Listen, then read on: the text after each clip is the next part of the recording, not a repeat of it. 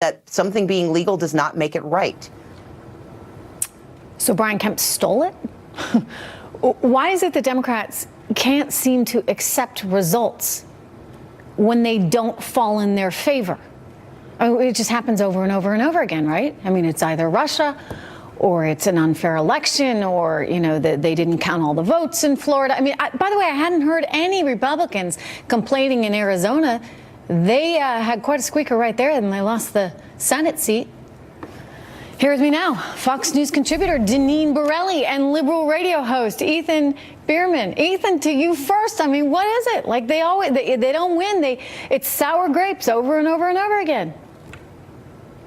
Well, in this case, we have some real serious issues. The Supreme Court in 2013 essentially dismantled the Voting Rights Act, and Secretary of State Kemp oversaw the election, his own election. The referee is the one who is in charge of deciding the game and controlling the rules of the game. That causes problems, and the exact match rule in Georgia is deeply problematic. Stacey Abrams is right that there are problems with the process in Georgia. He did win, and he's now going to be Governor Kemp, and we all acknowledge that. But the issue is the exact Pretty match. begrudgingly, if you ask me. Well, but it's because the way that they did the exact match, that was a settlement with the ACLU that Kemp himself did, and then he went behind their back and went to the legislature and said, well, I know that the court settled, and I said that we won't do this, so go ahead and pass a law that does what I just said we wouldn't do here in the state of Georgia. Deneen is shaking her head and shaking her head, so I'm going to her for the other side of things. Yeah. Deneen. So much to unpack here, Trish. Listen, the local and county officials are the ones who are controlled with the elections. Mr. Kemp did not have anything to do with it. On the other hand, I want to mention how much of a sore loser Stacey Abrams is. I mean, this so-called non-concession speech, who does that? Great example she's setting for our future generation. But she clearly did not have enough votes to win this election. And she is continuing to throw a temper tantrum on the public stage. But isn't that what happens? You know, right? Like, I hate to interrupt you because you're on a roll there, Deneen, but I mean, I've seen this movie played out before. I have only to think of the 2016 election and Hillary Clinton, and we're still hearing how, you know, somehow it was Russia's fault. In other words, there seems to be a lot of finger pointing as opposed to saying, you know, maybe I need to offer the right policies, Deneen. Maybe I need to make sure that I'm doing a better job to help my constituents to make sure that they have jobs and the ability to take care of their families and put food on the table. And they're not doing enough of that, but they're sure out there complaining. Sure. Well, listen, she is a progressive.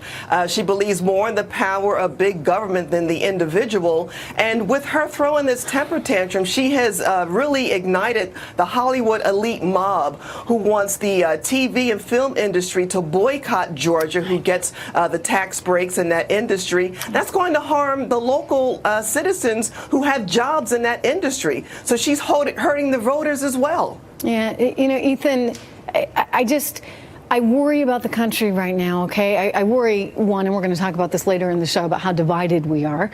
But I worry as well about this direction of the left. And I think that you can probably, I hope, have sort of a rational view on this, because the sort of finger pointing and also the sort of increasing element of socialism that's creeping into your party right now, I don't think is healthy for the country. And so when I say I would prefer to see Democrats offer worthwhile policies and win fair and square, as opposed to griping about it after the fact and they didn't like the way this went or that went, I think that actually a lot of Americans might agree with me.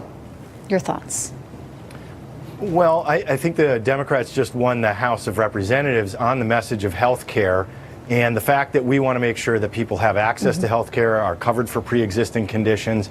We are worried about things like infrastructure, and I'm hoping that we can come to an agreement with Republicans and come up with an infrastructure bill that will work for Americans. Don't hold your breath. I would love to see you guys do that. Any chance? I would love it, but I still think...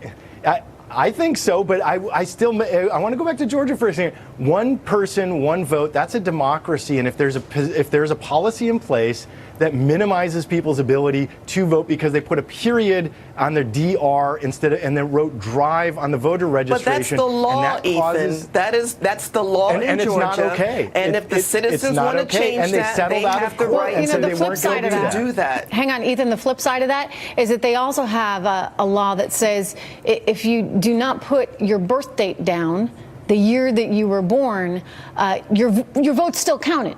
It's still counted, okay? So just to clarify, so maybe it works both ways. I've always been a little shocked by that because I thought, hey, I mean, what if you're not even old enough to vote?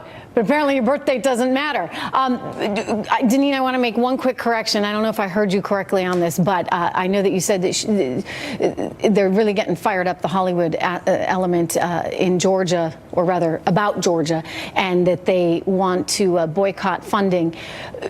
For what it's worth, and I give her credit for this, Stacey Abrams has said no, that's not the right move. Yeah, and that's good. And I would like to see more leadership like that than all the griping and the sour grapes we keep getting. Anyway, we'll see how it goes. Deneen, Ethan, thank you so much for joining us tonight.